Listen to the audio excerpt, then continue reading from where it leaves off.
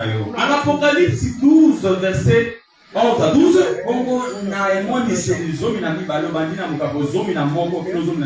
il est écrit ceci que ils l'ont vécu par les sang de l'agneau et par les paroles de leur témoignage. Et quand on a la parole, on est vainqueur. Dès que vous êtes là, si vous avez la parole de Dieu, vous êtes vainqueur. Oh, c'est le vainqueur qui doit avoir les époux. C'est celui qui néglige la parole de Dieu, il va échouer. Ensuite, il n'aura pas les repos. Donc, négliger la parole de Dieu, c'est négliger même l'accomplissement de tes promesses dans ta vie.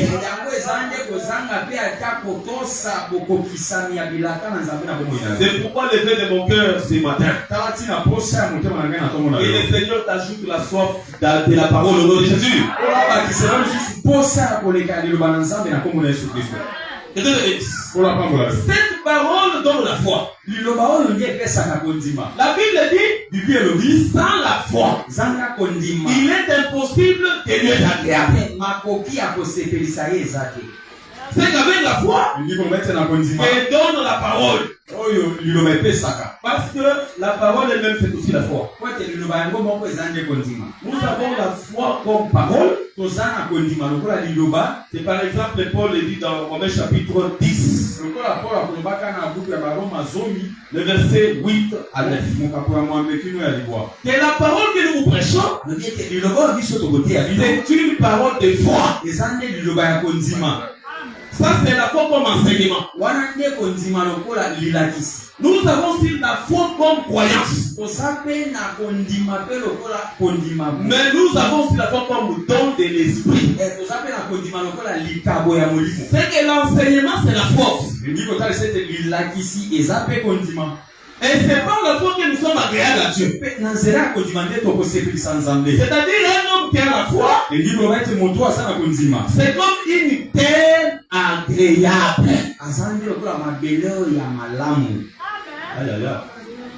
L'homme terre c'est une terre agréable. Mais la Bible dit quoi? Jacob appelle ses fils pour le bénir. Il arrive à Issachar. Vous savez ce qu'il dit à Issachar? Issachar était dans le robuste.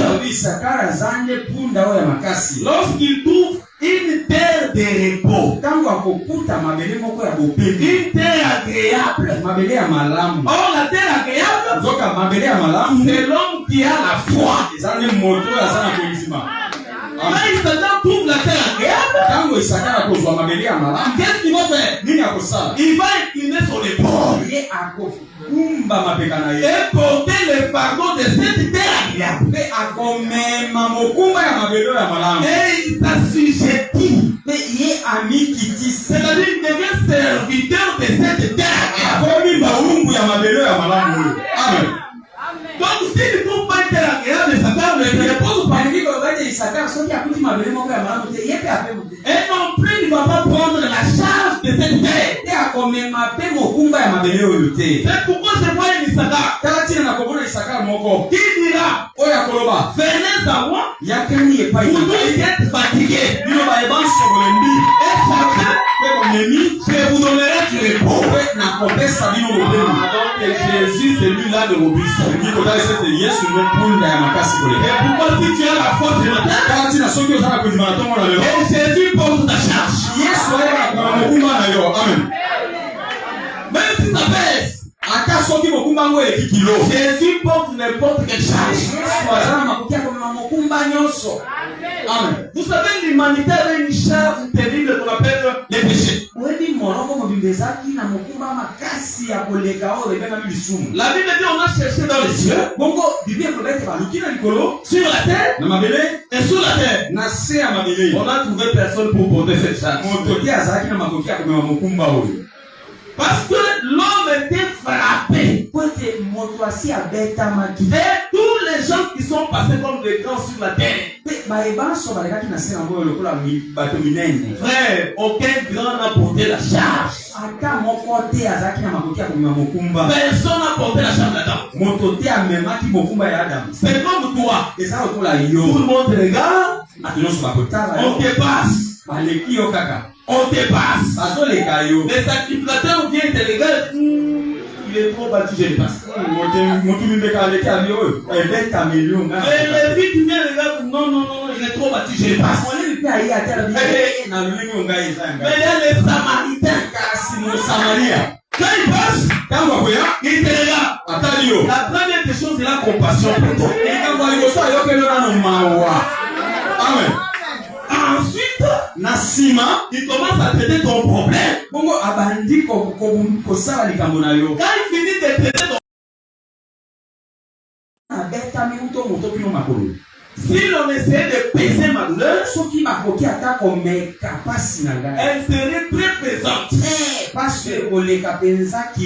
Plus que les sables qui sont au bord de la mer. C'est que la douleur de Job peut peser plus que les sables qui sont au bord de la mer. Donc Dieu compare les sables qui sont au bord de la mer comme le peuple. C'est que Job a porté une grande douleur. C'est tout le peuple. Ces Job-là, il était l'image de Jésus. La douleur qui était dans le monde, personne ne pouvait la porter. Mais Jésus l'avait portée. Je te rassure que ce matin, si tu as la foi dans cette parole, je peux porter tes douleurs. Amen. Et Dieu te bénisse. Je voulais juste te donner l'importance de la parole. Et dans une bonne église, la parole c'est comme une maman qui enfante tout.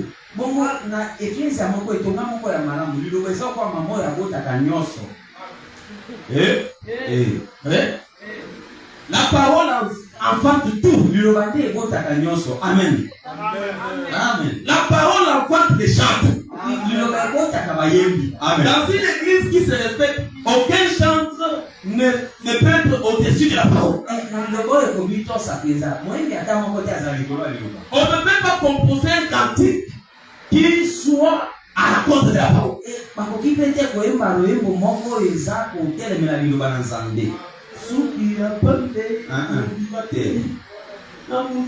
Est-ce que vous comprenez ça?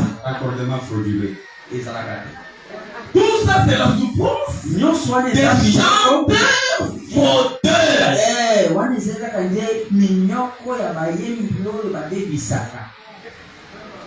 Dans une bonne église qui se respecte, c'est la parole qui donne naissance au mariage. On dit à qui au cours de la semaine, il faut être là. Amen. Les enfants, même si papa et maman ne sont pas là, vous avez les transports. Venez à l'église. Parce que la vie éternelle est individuelle. Mon mari n'est pas parti à l'église, moi aussi je pars pas. La vie éternelle est individuelle. Tu vois, quand tu iras au ciel, tu seras toi-même et lui-même. Que Dieu nous bénisse. Que Dieu nous bénisse. Est-ce qu'on parle de notre Jésus?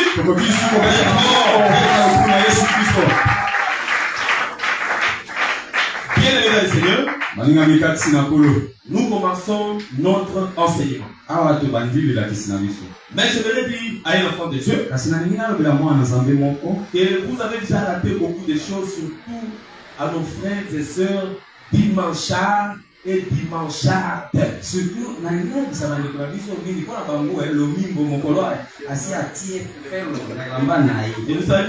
dimanchards et les dimanchards.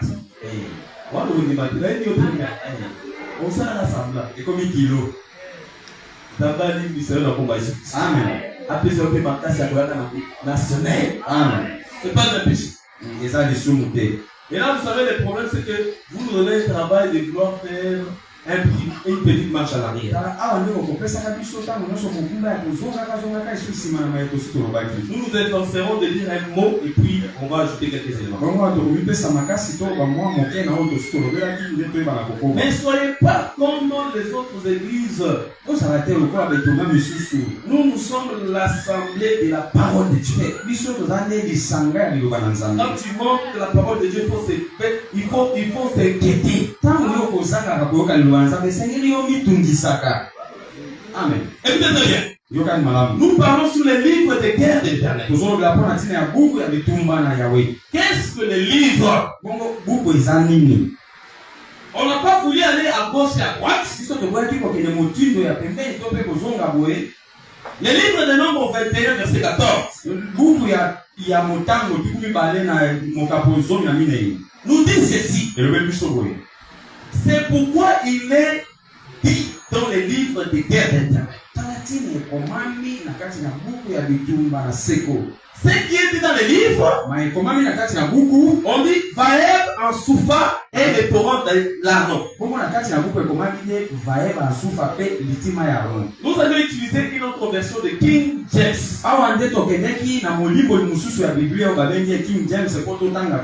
King James lui dit ceci. Il dit ce qui se passa à la mer Rouge et les torrents de l'Arnon. Je parle avec vous là, il y a beaucoup de choses, on va aller là-dedans. Donc, ce qui est écrit dans les livres de guerre de l'Éternel, c'est les écrits de la mer Rouge et les écrits des torrents de l'Arnon. Ce sont des écrits des eaux. Parce que mer Rouge, c'est des eaux. Les torrents de l'Arnon, ce sont des eaux. Si vous avez dit, si vous posez la question à l'Éternel, Éternel, mon fils, papa, j'ai besoin que tu me donnes ton livre de guerre de l'Éternel.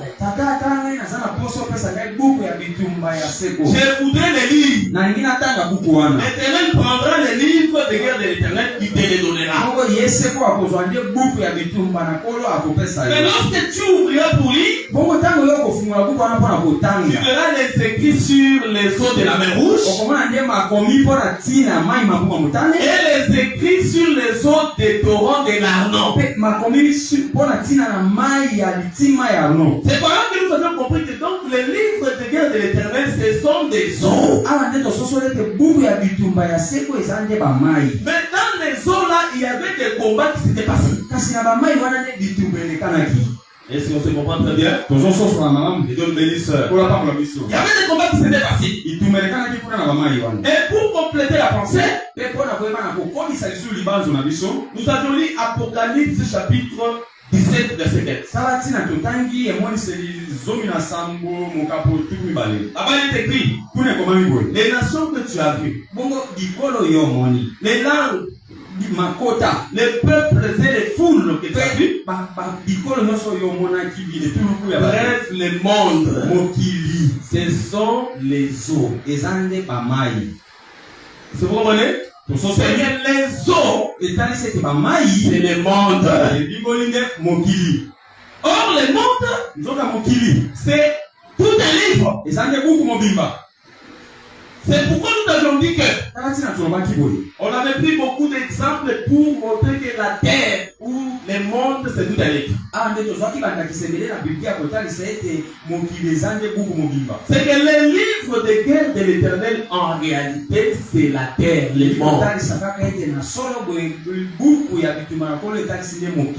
Que Dieu te bénisse. Mais je connais une chose. J'ai vu quelqu'un qui a marché sur les eaux. C'est Jésus-Christ. Jésus marche sur les eaux. En d'autres termes, marcher veut dire dominer. C'est Jésus domine les eaux. Amen. Mais Pierre, quand il regarde Jésus, sorti de là-bas, il a commencé à marcher sur les eaux. Comparément à Jésus. Est-ce que ce matin il y a un Pierre ici? Si tu as la foi, Jésus te dit, marche. Dès que moi je marche sur les eaux, toi aussi tu peux marcher sur les eaux. Amen. Bien aimé, j'aimerais d'abord te dire ceci que dans la Bible on compare aussi les eaux aux nations. Lisons cela d'abord rapidement avant que je n'avance. Lorsque vous prenez Ésaïe chapitre 8, on voit Assyrie comme les eaux. Prenons Ésaïe chapitre 8, le verset 6. Parce que ce peuple a méprisé les eaux de Siloé, qui coulent doucement.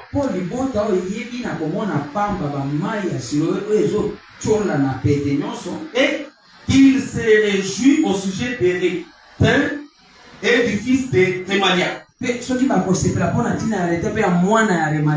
Voici le Seigneur va faire monter contre eux les puissantes et grandes eaux du fleuve.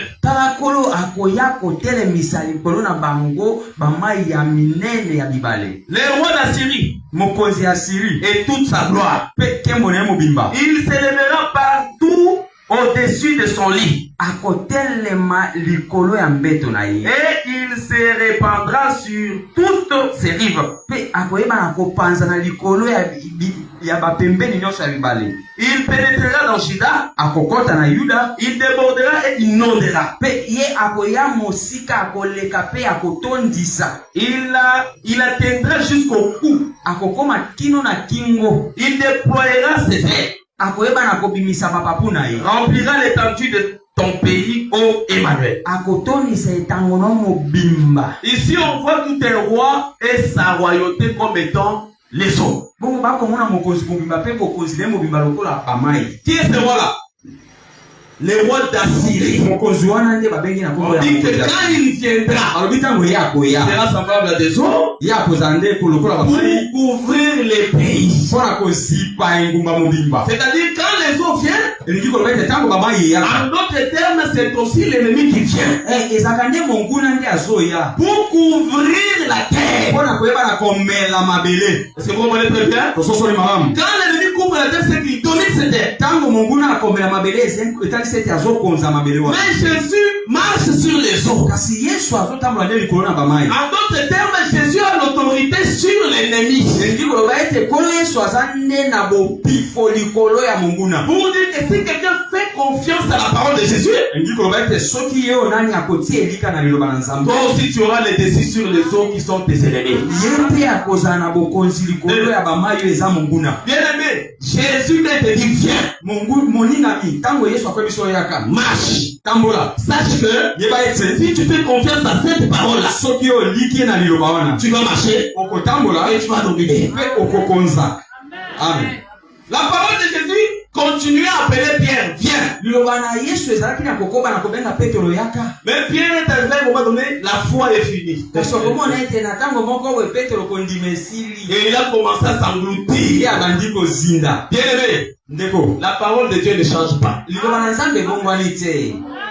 C'est nous qui se réduisons ou qui rétrogradons par rapport à la foi. Tu vois même ton projet là, tes constructions. Tu vois ton projet là de voyage. Tu vois ton projet là de payer les études. Ça paraît grand. Mais Jésus te dit viens. Amen. Jésus te dit viens. C'est que par la foi, tu peux avancer. yo. Tu peux avancer jusqu'à l'accomplissement de ce que tu as dans le cœur. C'est pourquoi je déclare que Dieu t'ajoute la foi et que tu marches et que tu accomplisses des grandes choses dans ta vie au nom de Jésus. Que personne ne te décourage, frère. Parce que notre Dieu, il est très puissant.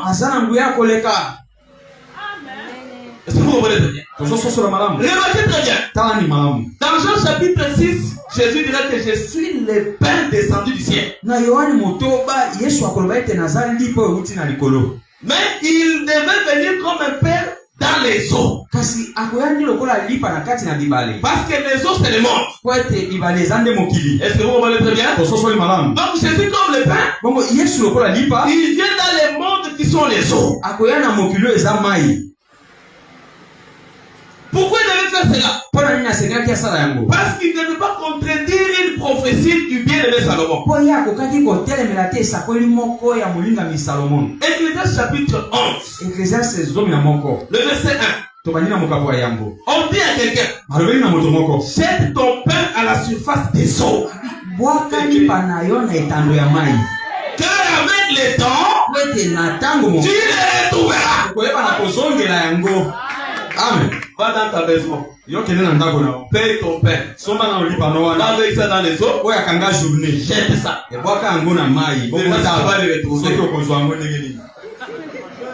Et tu penses que si on te parlait de ton pain? Non, frère. Salomon était prophète. Il voyait un vrai Salomon. Salomon est solo. Il voyait un vrai Salomon venir comme un pain. Ce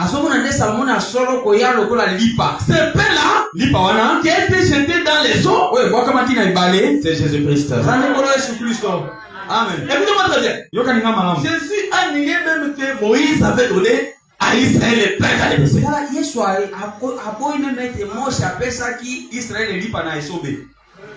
Dieu, Moïse ne vous a pas donné le pain. Et ça c'est vrai. Même Moïse va vous dire que oui, je ne leur avais pas donné le pain. Mais en réalité, il avait donné la manne qui était sur le pain.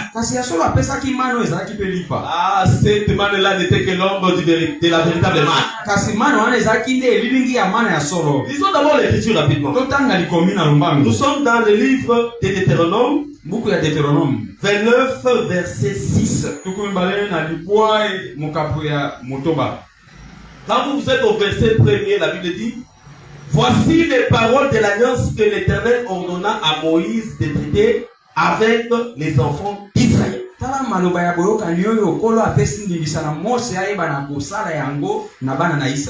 C'est que les paroles, c'est Moïse qui les prononçait dès que ça venait de l'Éternel.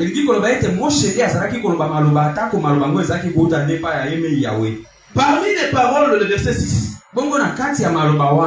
Écoutez très bien. Vous n'avez point mangé de pain.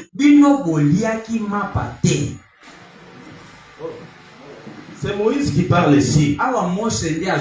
Mais écoutez ce qu'il dit. Vous n'avez pas. Vous n'avez point mangé de pain. Exode 16, verset 15. Les enfants d'Israël regardèrent et ils se dirent l'un à l'autre: qu'est-ce que c'est là? Car ils ne savaient pas ce que c'était. Moïse leur dit: c'est le pain que l'Éternel vous donne pour nourriture. Bon, Moïse, tu veux nous compliquer la vie ou c'est quoi?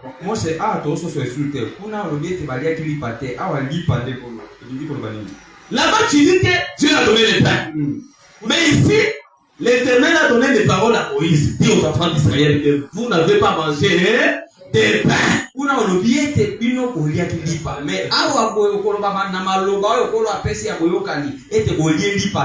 Parce que c'était dans la nouvelle alliance. La première alliance, c'était celle de Sinaï. Mais quand vous lisez ces paroles-là, Il y a même des paroles qui sont répétées dans les livres de Romains. Parce qu'il dit au verset 1, voici les paroles de l'alliance que l'Éternel ordonna à Moïse de traiter avec les enfants d'Israël au pays de Moab.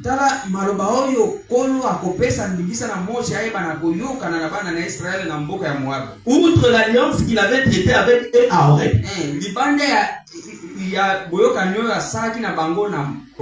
Dans Exode 24, Moïse avait traité une alliance de la loi avec Israël.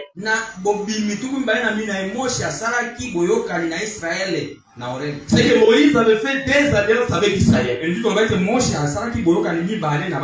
Il y a de la loi à la montagne de Sinaï. Lorsqu'ils sont arrivés dans la plaine de Moab, il a fait encore une nouvelle alliance avec Israël. Est-ce que vous comprenez très bien? Que Dieu bénisse. Il y a beaucoup de choses, mais je prends juste un exemple pour vous parler du pain. Lorsque vous êtes dans Deutéronome chapitre 30, parce que c'est la continuité. Verset chapitre 29 va jusqu'au chapitre 30. C'est la écoutez le verset 11 de Deutéronome 30. Il dit ceci. Ces commandements que je t'ai prescrits aujourd'hui n'est certainement point au-dessus de tes forces et hors de ta portée. Il n'est pas dans les ciels pour que tu le dises. Qui montera pour nous au ciel et ira nous les chercher. Qui nous le fera entendre afin que nous les mettions en pratique. Il n'est pas de l'autre côté de la mer. Pour que tu dises qui passera pour nous les chercher. Qui nous les fera entendre afin que nous les mettions en pratique. Verset 14. C'est une chose au contraire qui est tout près de toi, dans ta bouche et dans ton cœur, afin que tu la mettes en pratique. Vous voyez ces paroles-là qui se trouvent dans la seconde alliance de Moïse avec Israël à Moab.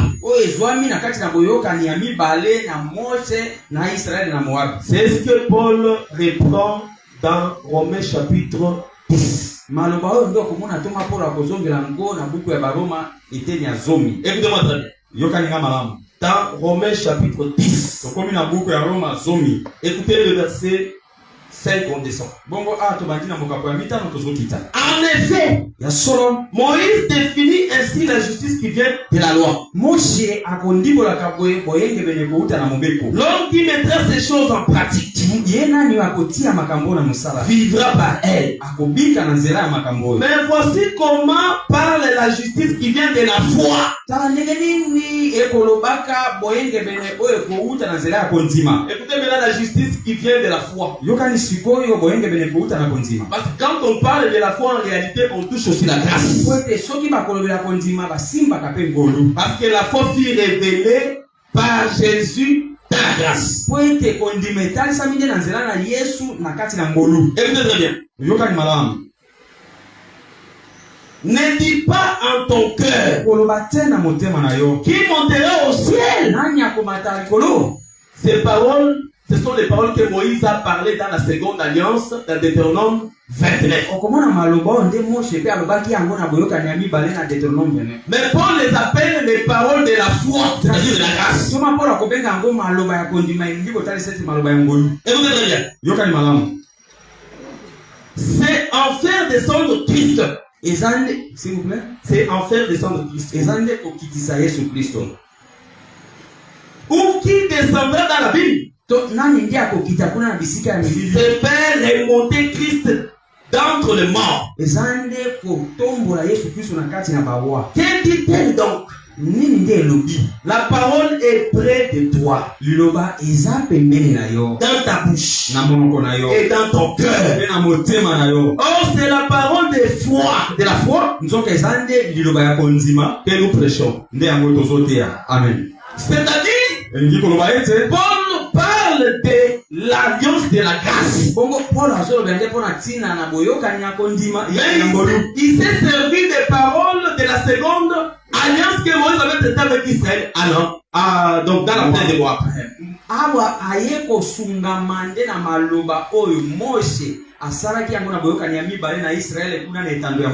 Ce qui justifie que cette alliance de la plaine de Moab, c'était l'image de l'alliance de la grâce. Est-ce que vous comprenez? Automatiquement, donc c'était une image de l'alliance de la grâce. Moïse doit refuser le pain comme manne qui était tombé dans le désert. Pourquoi? Cela ne devait pas contredire avec les expressions de Jésus dans Jean 6. Comme lui-même c'est la grâce, lui aussi devait refuser la manne qui était tombée dans le désert. Est-ce que vous comprenez très bien? Pour dire tout simplement que la manne véritable qui est descendu du ciel, c'est lui-même Jésus-Christ. Est-ce que tu as compris? Mais Dieu te bénisse. C'est très important. Mais Jésus comme le pain, il descend dans l'eau. Mais la Bible dit, celui qui a jeté ce pain devait le retrouver. Je comprends que en réalité Dieu ne perd jamais.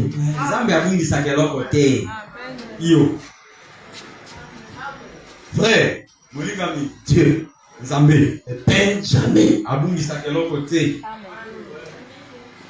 Pour dire tout simplement, tout enfant de Dieu aussi ne perd jamais. Amen. Ce qui est perdu est récupérable au moyen de la parole. Parce que la parole c'est la lampe. Une femme avait perdu une drague. Dans les ténèbres, elle ne pouvait pas retrouver ça. Elle a perdu l'argent. Elle ne pouvait pas retrouver l'argent dans les ténèbres. Heureusement, cette femme avait la révélation. Elle est allée chercher la lampe. Elle a pris la lampe. Elle a allumé. C'est alors qu'elle avait retrouvé son argent. Jésus aussi avait perdu son argent. Mais cet argent était dans le ventre du poisson. Mais pour trouver cet argent, il a cherché aussi la lampe. Mais qui était cette lampe?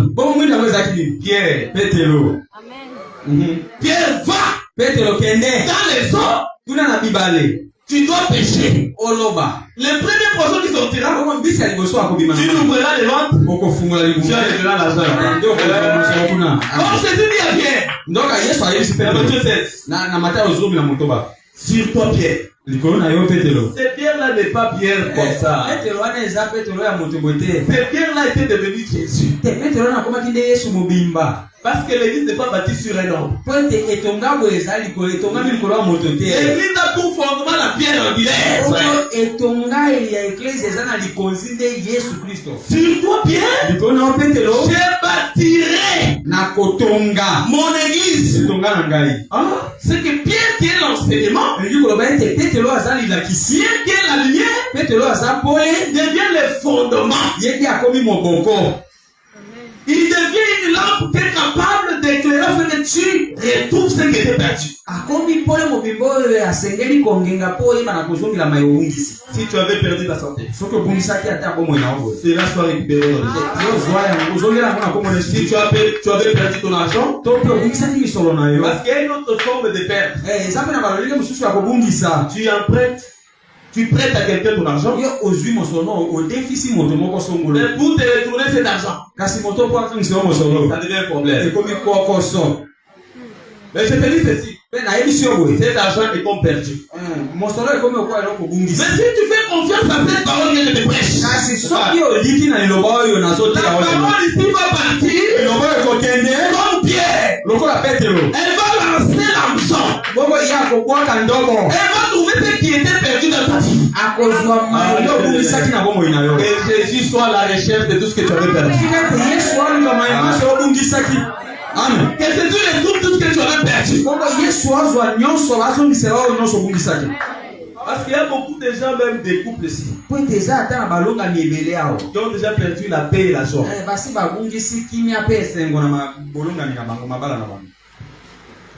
Ils vivent dans la maison, on dirait, un bureau de l'État.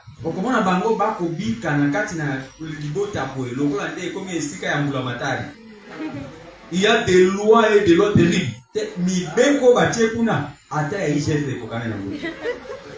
Je te le dis. Là, les papas n'est plus les maris, devient la mairie.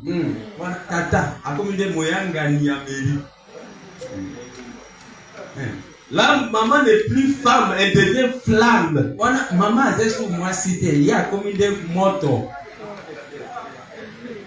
Donc, elle cherche seulement une petite chose pour s'enflammer.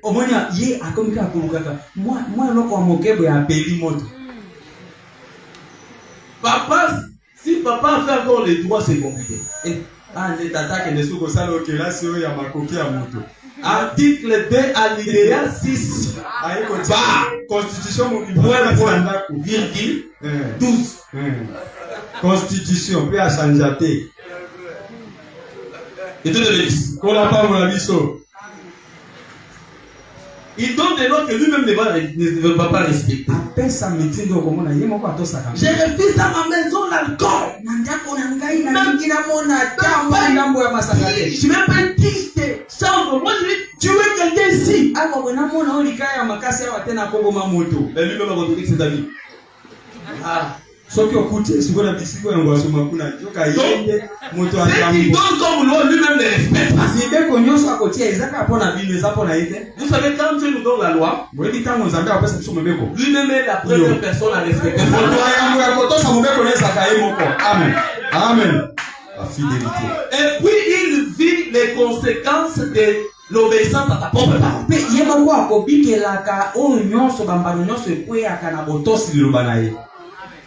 Les enfants vont te reproduire sans effort. Et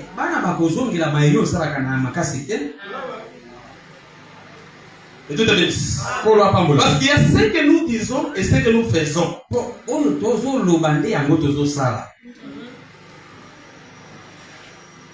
Bien aimé, c'est pourquoi je te dis ceci, frère. Si la joie était perdue dans le couple de quelqu'un, nous remettons cette joie dans les Jésus. Parce que l'amour supporte tout.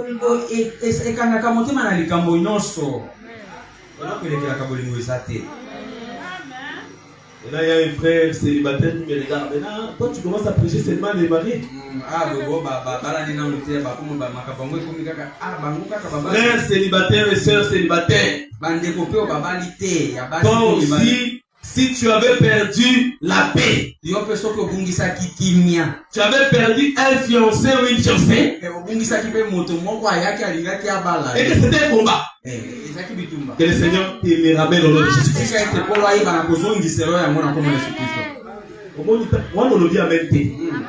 Et pourtant, là, on le parce que moi, je m'adresse pourquoi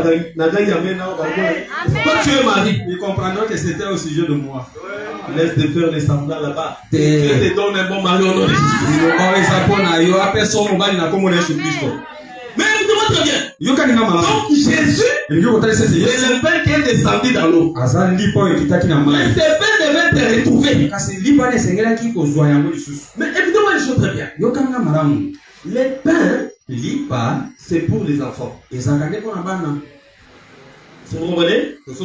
Parce que le Père est appelé aussi comme parole. L'homme ne vivra pas de pain seulement. Matthieu chapitre 4. Verset 4. L'homme ne vivra pas de pain seulement, mais de toutes paroles qui sortent de la bouche de Dieu. Est-ce que vous comprenez très bien? Mais écoutez très bien. Lorsque vous êtes dans Hébreux 4 verset 12, la Bible dit que la parole de Dieu, c'est une épée. C'est que la parole est pain, mais la parole aussi est épée. Mais l'épée pour qui? Lorsque vous lisez Ésaïe chapitre 27, verset 1, la Bible dit qu'en ce jour-là, l'Éternel manifestera sa dure et grande épée.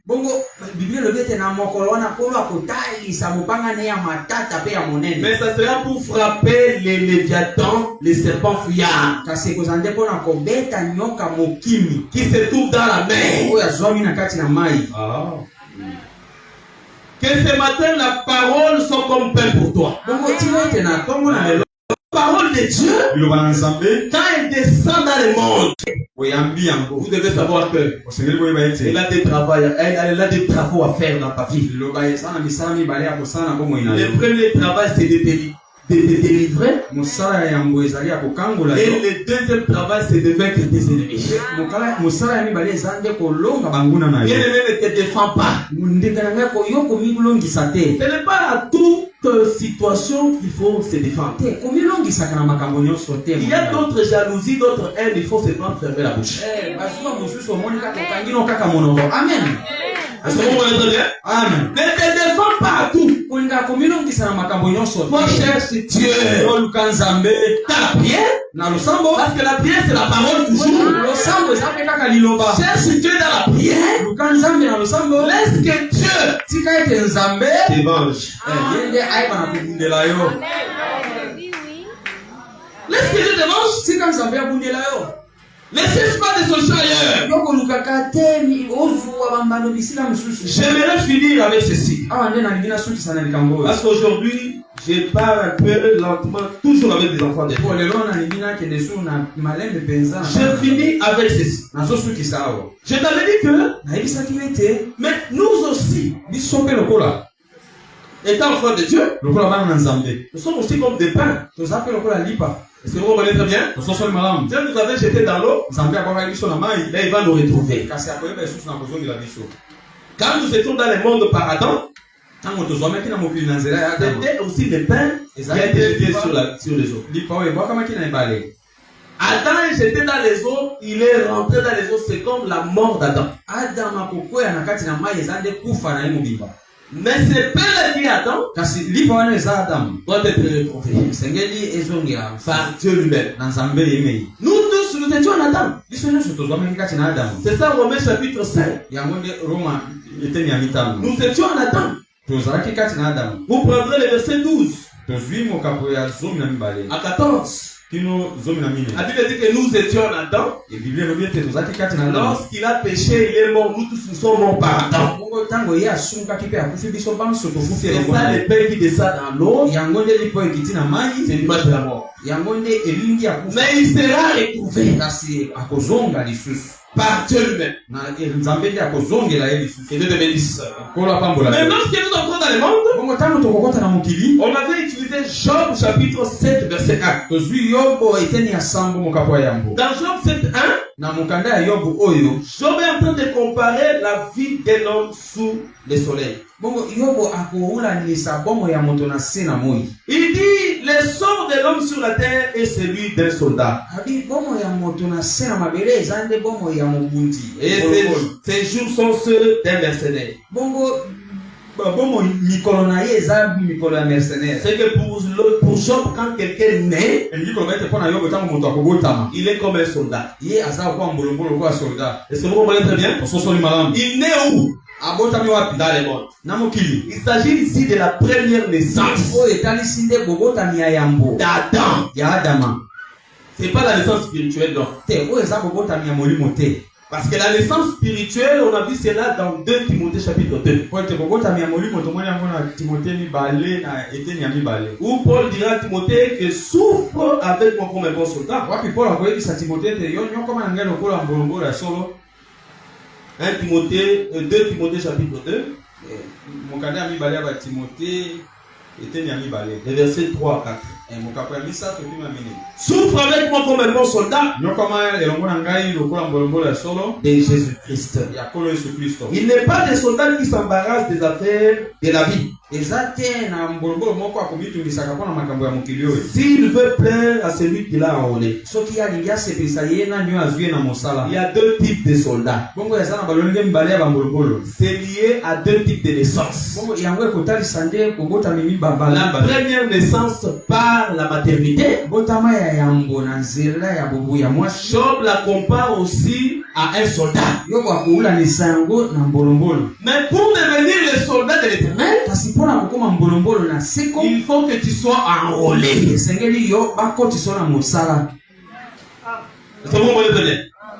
2 types de soldats. Parce que les livres de guerre de l'Éternel, c'est le monde. Donc quand on dit guerre, on sous-entend des camps. C'est qu'il y a des soldats qui combattent pour le bien de leur patrie. Et Dieu te bénisse. Toi tu es un soldat de Dieu. Des soldats Amen. Tu es enrôlé les jours que tu as cru. Tu es devenu automatiquement soldat de Dieu. Et tout ce que tu feras, c'est de combattre pour le bien de ta patrie. La patrie d'un enfant de Dieu, c'est la parole. C'est ça même l'église. Un enfant de Dieu a le droit de défendre son église, c'est-à-dire sa parole. Donc dès que vous êtes là, vous êtes des défenseurs de l'évangile. Amen. Est-ce que je parle aux défenseurs de l'évangile? Quand tu t'habilles bien, c'est que tu défends l'évangile. Amen. Pourquoi vous c'est seulement des foulards? Non.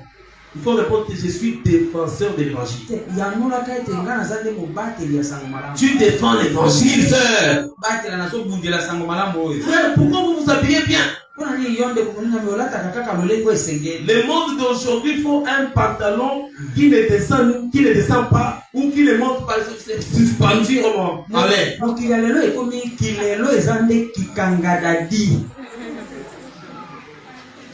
Il faut lui dire, je défends l'évangile. Je suis un soldat dans le royaume de mon père. Très bien. Parce que si tu ne défends pas l'évangile, il y a une question qui va venir pour toi. Josué a vu un ange avec l'épée hors du fourreau. C'est-à-dire qu'il est prêt pour le combat. Josué comme le chef du peuple, il ne va pas se taire. Il sait qu'ici, soit c'est le camp de Dieu, soit c'est le camp de l'ennemi. Il lui pose la question. Oh, es-tu de notre ou de nos ennemis? Il a répondu, je viens pour combattre vos ennemis. Cette question peut provenir à nous tous. Es-tu de notre ou de nos ennemis? Parce que quand on fait des choses à l'église, il faut quand même on te voit aussi à participer à toutes les activités de l'église.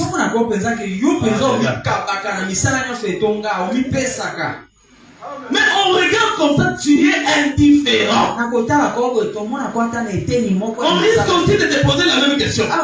Tu es de notre ou de nos ennemis?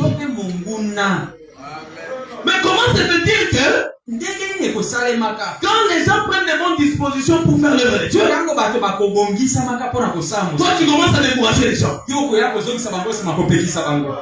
Es-tu des nôtres ou de nos ennemis? La réponse est claire. Tandis que ça va, merci. Avant que l'on commence quelque part, connexion. Amen.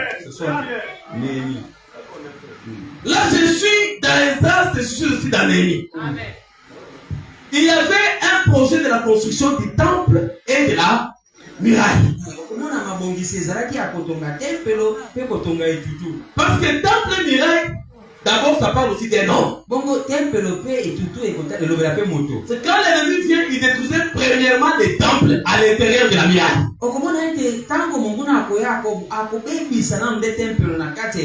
Ensuite, il détruit aussi la muraille.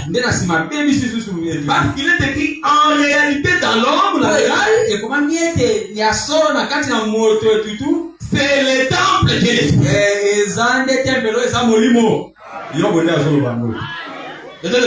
Amen. C'est tout ce que l'ennemi vient faire dans ta vie d'abord, toi, c'est de détruire les choses spirituelles à toi.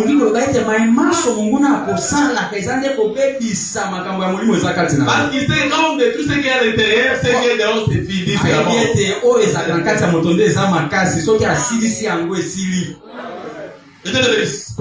Mais nous pouvons aussi prendre cela comme un exemple des choses matérielles.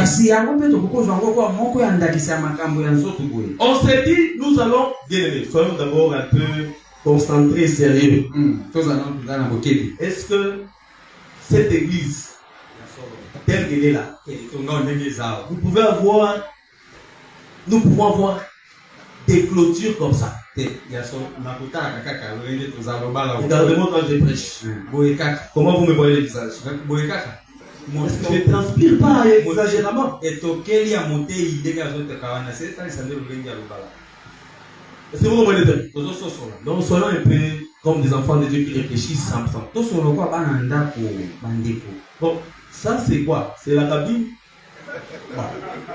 Non, soyez un peu sérieux. Est-ce que si aujourd'hui nous avons des frères qui ont des relations avec des ministres, il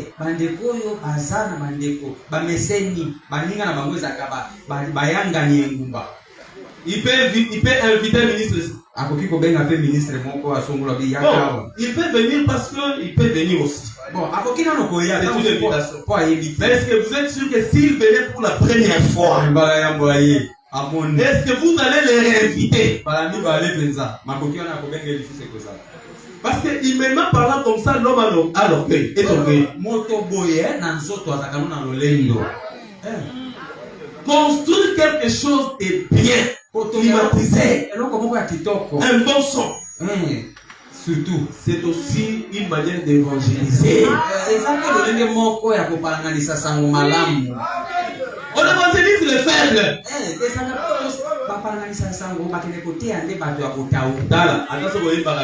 Même si tu chantes, tu ne vas rien faire. Tu ne vas mal chanter. Tu seras désapprécié.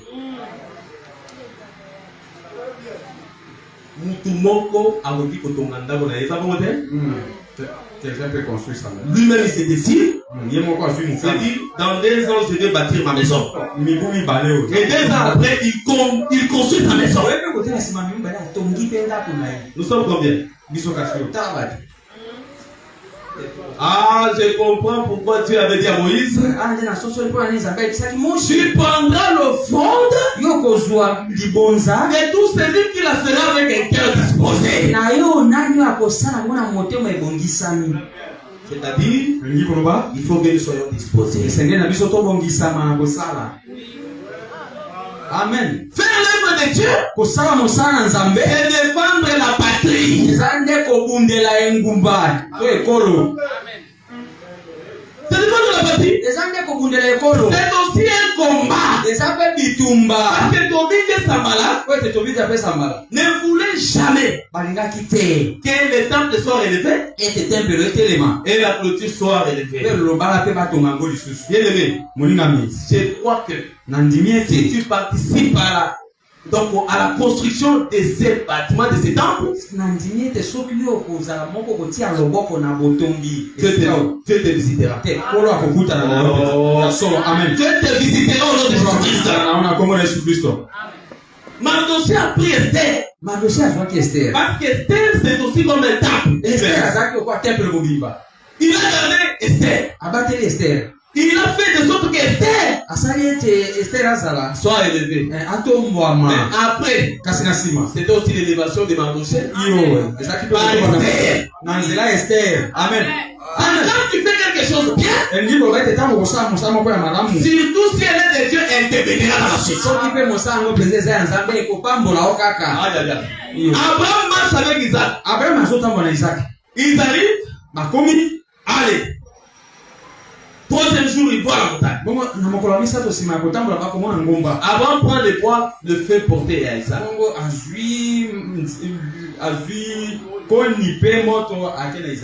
Isaac monte. Ils arrivent là-bas. Ensuite, Isaac prend les bois.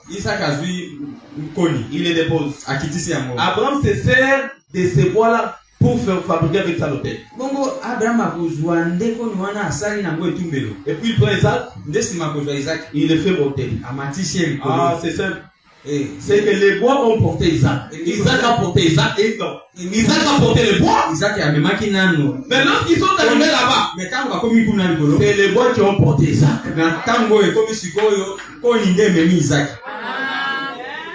Quand toi tu portes l'œuvre de Dieu, dans les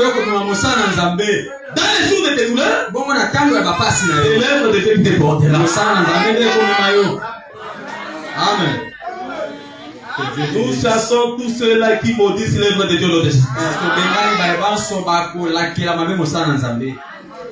Et vous savez, Néhémie et Esdras diront que vous n'avez pas de part ici. Moi je suis content que vous tous qui êtes ici, vous êtes des enfants de Dieu. Et nous allons bâtir ceci sans équivoque.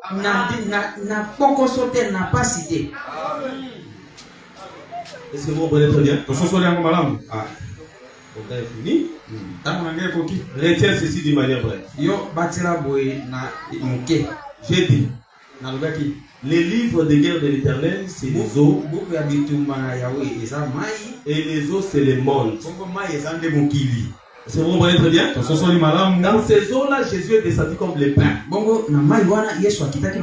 Mais ces pains-là devaient être retrouvés.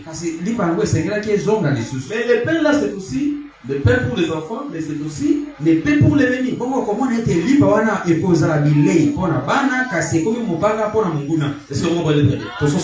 Et lorsque Dieu t'introduit dans le monde, en réalité, tu deviens aussi soldat. Dans ces eaux-là. Mais tu deviens soldat d'abord dans la première naissance. Pourquoi on dit la vie c'est un combat? Est-ce que vous comprenez très bien? C'est un principe biblique d'abord. Mais lorsque tu t'es converti à Dieu, tu deviens maintenant un soldat engagé dans les camps de Dieu. Mais il faut maintenant défendre les camps de Dieu. Et Dieu nous bénisse abondamment. Est-ce qu'on peut acclamer Jésus-Christ très fort? Il mérite louange et adoration. Bien aimé, on va prendre juste quelques temps. J'ai dépassé un peu de temps. Je demande au modérateur mes excuses. Il fallait que je fasse comprendre juste le peuple. Et nous allons prendre quelques poussières de minutes juste pour la prière.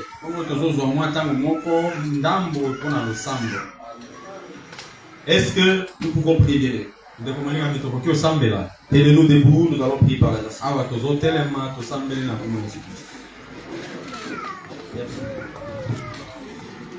Et les amba pambola yo.